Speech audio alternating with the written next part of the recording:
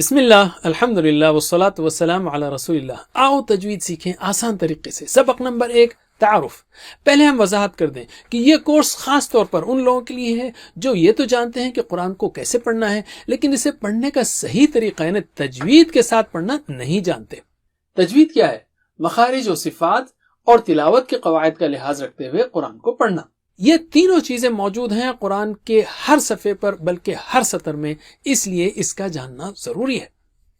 قرآن مجید اللہ تعالیٰ نے جبریل علیہ السلام کے ذریعے محمد صلی اللہ علیہ وسلم پر نازل کیا، تو آئیے ہم بھی اسی طرح قرآن کو پڑھنے کی کوشش کریں جس طرح حضرت محمد صلی اللہ علیہ وسلم نے پڑھا ہے۔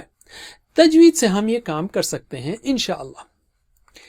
اللہ کے رسول صلی اللہ علیہ وسلم نے فرمایا، جو شخص قرآن کو اچھی آواز سے نہ پڑھے، خوش الحانی یعنی اچھی آواز سے نہ پڑھے، وہ ہم میں سے نہیں ہے۔ استغفر اللہ او کما قال صلی اللہ علیہ وسلم۔ یاد رکھیے، اچھی آواز سے پڑھنا کافی نہیں ہے اگر حروف کے مخارج صحیح نہ ہوں، حروف کی صفات درست ادا نہ ہوں اور تجوید کے قواعد میں غلطیاں ہوں۔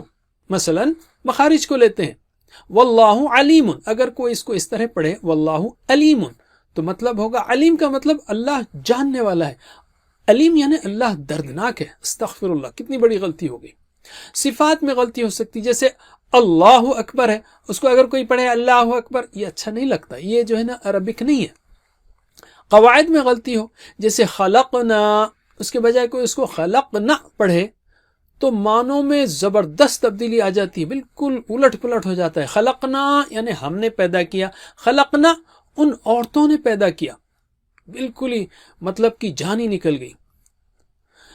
تلاوت کے دوران ہم سے غلطیاں اس لیے ہوتی ہیں کہ ہم نے اسے صحیح طریقے سے نہیں سیکھا یا نہیں سکھایا گیا، اور مادری زبان جیسے اردو کا اثر ہے اس میں، یا تجوید کا پتہ ہی نہیں چل سکا یا سیکھا ہی نہیں۔ تو ہمارے اس کورس کے مقاصد ہیں قرآن مجید کو تجوید کے ساتھ پڑھنے میں آپ کی مدد کرنا، تجوید کے بنیادی قواعد ان کی اہمیت کو بتاتے ہوئے سکھانا، ساتھ ہی یہ بتانے کی کوشش کرنا کہ یہ قواعد کیوں اہم ہیں، اور بار بار آنے والے الفاظ کے ذریعے ان قواعد کی مشق کرنا۔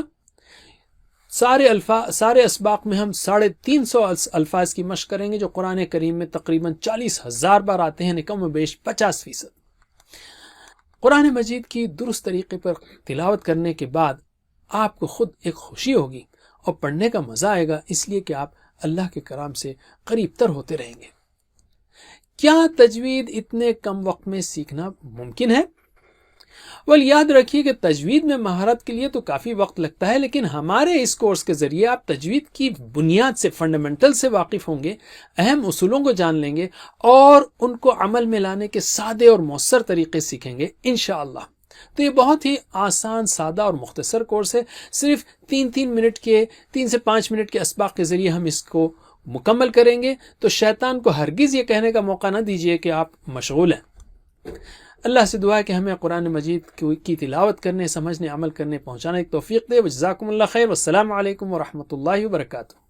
Please visit understandquran.com for our courses on Read Al-Quran, Learn Tajweed and Understand Al-Quran, and for one-to-one learning. جزاکم اللہ خیر۔